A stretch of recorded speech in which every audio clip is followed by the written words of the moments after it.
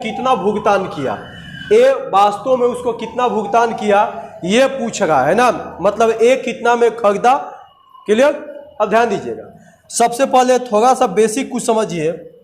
जब भी लाभ हानि चैप्टर आप सीखिएगा ना, तो उसमें क्या आपसे पूछा जा सकता है। एक तो आपसे सीपी पूछा जाता है, क्रय मूल्य बोला जाता है इसको, या तो आपसे एसपी पूछा जा सकता है विक्रय मूल्य, या तो प्रॉफिट, या तो लॉस, ये चार तो पूछा जाएगा।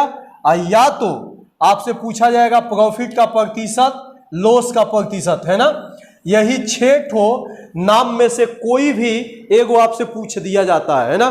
लेकिन इस सब का कोई ना कोई रूल के माध्यम से चलता है। क्लियर। ध्यान दीजिएगा एक बात और, कभी भी लाभ जब भी निकाला जाता है लाभ, तब विक्रय मूल्य में से सीपी को घटा दीजिएगा, विक्रय मूल्य में से सीपी को घटा दीजिएगा तो लाभ आएगा। क्लियर। ध्यान दीजिएगा, अगर आपसे लॉस पूछ देगा कि लॉस कितना रुपया का होगा, रुपया में अगर लॉस पूछ देगा तो आप विक्रय मूल्य में से क्रय मूल्य के राशि को घटा दीजिएगा। मतलब यहां से आप एक फार्मूला भी लिख सकते हैं, लेकिन खैर वो इतना ना प्रैक्टिस आपका हो जाएगा कि फार्मूला याद नहीं हो रहेगा तो भी ये बन जाता है। जैसे मान लीजिए यहां से कभी आपसे प्रॉफिट पूछ दे कि प्रॉफिट कितना होगा, तो एसपी माइनस सीपी कर दिया जाता है, एसपी माइनस सीपी।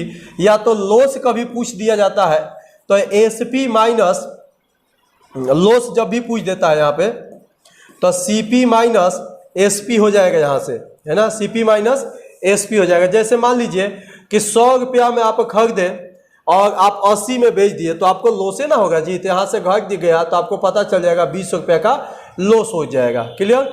और कभी आपसे प्रॉफिट का प्रतिशत पूछ दे कि लाभ प्रतिशत कितना होगा, नेक्स्ट वीडियो जो बताएंगे तो वहाँ पर लाभ प्रतिशत से संबंधित प्रश्न को हम लेकर आएंगे, इसलिए ये जो कंसेप्ट है नेक्स्ट वीडियो के लिए काम करेगा, ध्यान दीजिएगा इसको। तो कभी प्रॉफिट प्रतिशत पूछ देना तो सीपी को नीचे रखिएगा हमेशा, और जो लाभ होगा उसको ऊपर रख दीजिएगा। जो भी लाभ आएगा, लाभ कैसे निकलेगा, एसपी में से सीपी को घटा के और 100 से गुना कर दीजिएगा, तो ये बन जाएगा प्रॉफिट का प्रतिशत। अगर आपको लॉस का प्रतिशत निकालना है तो फिर उसी तरह से सीपी को नीचे रखिएगा, लॉस को ऊपर। लॉस कैसे निकलेगा, सीपी में से एसपी घटा के और 100 से गुना कर दीजिएगा, तो यहाँ पर आ जाएगा ये प्रतिशत लॉस आ जाएगा। क्लियर। तो ध्यान दीजिएगा, जब भी प्रॉफिट पूछेगा तो एसपी माइनस सीपी को घटाइएगा तो प्रॉफिट आएगा, लेकिन जब आपको लॉस पूछ दे तो सीपी माइनस एसपी घटा दीजिएगा तो यहाँ पर लॉस आ जाएगा। अब प्रॉफिट प्रतिशत निकालना होगा तो सीपी को नीचे, प्रॉफिट को ऊपर, अब प्रतिशत बदलना है तो 100 से गुना परसेंट का साइन। लॉस प्रतिशत निकालना है तो सीपी को नीचे, लॉस को ऊपर, और प्रतिशत में बदलना है तो 100 से गुना। लेकिन एक बात ध्यान दीजिएगा, कभी भी आपसे जब प्रतिशत लाभ पूछ दे तो ध्यान दीजिएगा, जब तक एसपी और सीपी नहीं आएगा तब तक आप लाभ प्रतिशत नहीं निकाल सकते। मतलब एसपी और सीपी मोस्ट इंपॉर्टेंट है। अगर ये नहीं रहेगा तो आप ना तो लाभ प्रतिशत निकाल सकते हैं, ना ही तो लॉस का प्रतिशत निकाल सकते हैं। क्लियर। अब आइए ध्यान दीजिएगा, इस प्रश्न पर हम बात करते हैं, ये कैसे बनेगा। इसको मिटा देते हैं।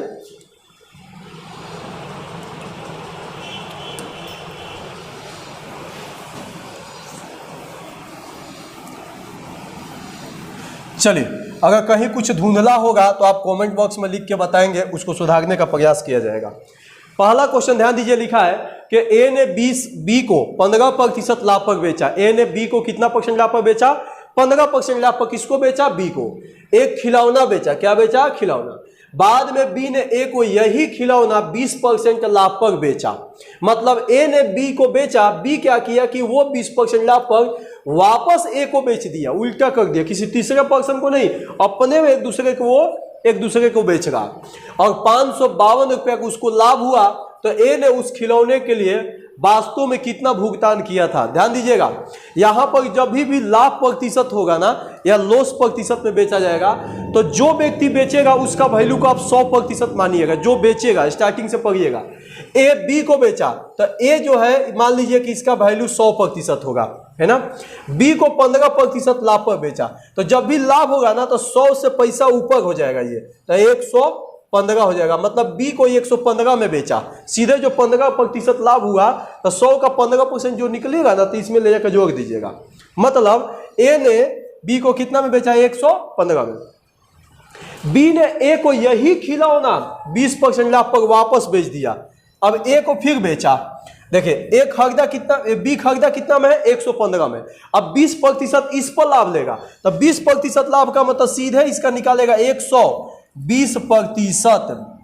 कभी भी प्रतिशत लाभ होता है ना तो वो 100 से ऊपर लेके जाया जाता है, और हानि हो जाता तो 100 से नीचे। जैसे कह देता कि 20% लॉस तो इसका 80% निकालना पड़ता, 20% लाभ तो 120% निकालना पड़ा। क्लियर? तो ए क्या किया कि 100 में खरीदा और 115 में बेचा बी को। बी कहेगा कि हम 115 में खरीदे लेकिन 115 में हम नहीं बेचेंगे, हम इस पैसा पर 20% लाभ लेंगे, तो सीधे बनाएगा इसका 120%। अब इसको काटते हैं, देखते हैं कितना आता है।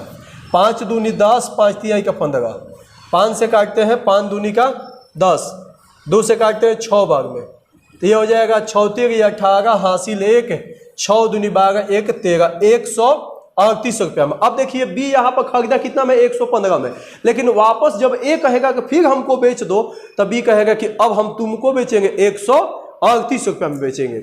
और इस हिसाब से बी को देखिए यहाँ कितना लाभ हो गया, 552 रुपया का लाभ हो गया है ना। अब यहां पर पता करिए कि बी को लाभ कितना हो गया, क्योंकि ये सब रेशियो लिख दिए हैं, ये सब क्या लिखा गया, रेशियो हो गया। अब ध्यान दीजिएगा यहाँ पे बी खरीदा कितना में 115 में, लेकिन बेच कितना में गया 138 में, तब कुछ जो पैसा ज्यादा है ना वही उसका लाभ हो गया। तो यहां पता करिए कितने का लाभ हो गया, 138 में से 115 घटाइए, 8 में से 5 गया 3 और 13 में से 11 2, 23 रुपया का लाभ हुआ। यहाँ पर 552 का लाभ हुआ और यहाँ पर 23 का लाभ हुआ, तो लाभ के भागा लाभ से कर दिए, है ना। क्योंकि इसी तरह से हम शुरू से बनाते हैं, कोई भी मैथ हो रेशियो मेथड से ही बना ही देते हैं हम उसको। क्लियर? अब देखिए किसका वैल्यू निकालना, वास्तव में ए ने कितना भुगतान किया, तो ए भुगतान कितना किया यहाँ पर 100 रुपया वास्तव में, लेकिन ये वास्तव वाला कीमत नहीं ना हुआ, यहाँ पर फंसिएगा, भाषा नहीं समझिएगा आजकल। लेकिन ए यहाँ पर देखिए 138 रुपया में बी बेच रहा है ए को, कब, लास्ट में, लेकिन वास्तव कीमत पूछा है तो 100 से गुना करेंगे, है ना। अब देखिए काटिए 23 से इसको काट के देखिए कटेगा, 23 दूनी का 46, 23 दूनी का 46 और फिर हो जाएगा 4 92, 2400, कितना हो जाएगा 2400 रुपया। क्लियर? आगे सबको समझ में, नोट कीजिए।